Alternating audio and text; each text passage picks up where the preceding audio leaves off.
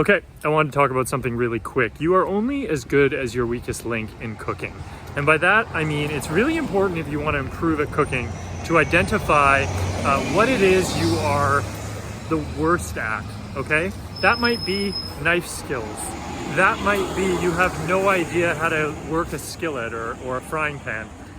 That might be that like you really have no clue how to shop for food, okay? It's important to identify what you're kind of lacking the most at, because that is what's going to hold you back. A lot of the times, for example, it's knife skills. So if you look at some YouTube videos and you take a bit of effort and you spend maybe 10 minutes, attack dogs, 10 minutes a day for like a week, you can vastly improve your knife skills, learning like the tucking in your fingers method, understanding which knife to use for which job. These are all so easily Googleable.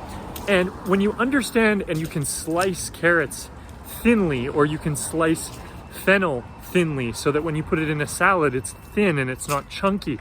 It gives like a nice crispness, but it doesn't take over, you know, or when you know how to basically fine chop herbs so that when you add it on top of a dish, they don't overpower. They're not like these big chunks of parsley.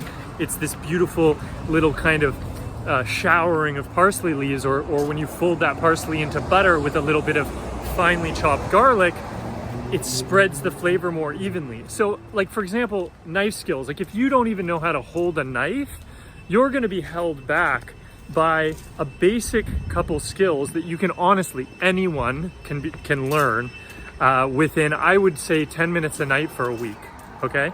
You might be a little bit slow starting out chopping things, but at least you'll understand the basic cuts, okay?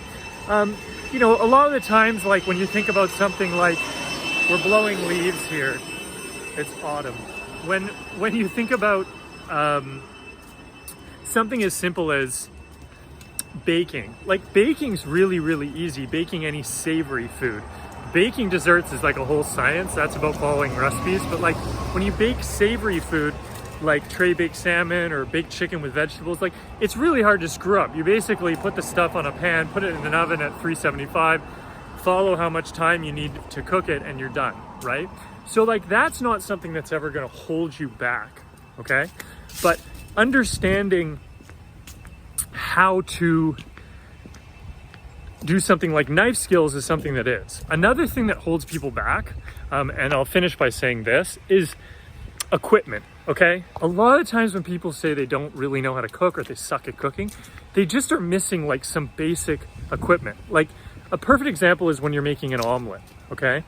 Omelet is sort of looked at as this like technical dish in the food world, because you have to play with time and temperature.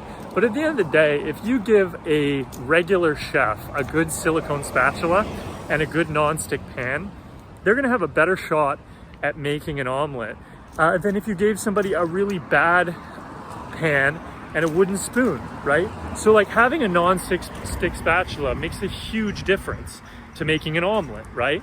So if I was suggesting, okay, you want to go out and you want to make an omelet, or you want to nicely fold whipped cream into, or like you want to beat whipped cream, like I would say you need a whisk to do that, right? It sounds really simple, but a lot of people, they just don't have the basic tools that they need. And a lot of times it's a very simple purchase. It's like buying like I said, it's buying a $3 spatula, or it's buying a decent balloon whisk so you can whip up egg whites to make a meringue or whatever you're doing, right? Instead of using like a fork or whatever you had in stock. So I want to get back to the original point, which is you've got to identify your weakest link, right? You got to think of like basketball. You could be a decent shooter and you could be a decent passer, but if you can't dribble, you're only going to be as good as kind of your dribbling limits you. So you want to spend time, if you had to practice twice a week, you want to practice dribbling, right? Because it's sort of like what is holding you back. So try and write down the one or two things on a piece of paper right now. You know, what's holding me back? Like what should I most improve on? And kind of attack that area. And that is going to have the biggest, it's going to have the biggest payoff for the effort you put in when you're learning to cook.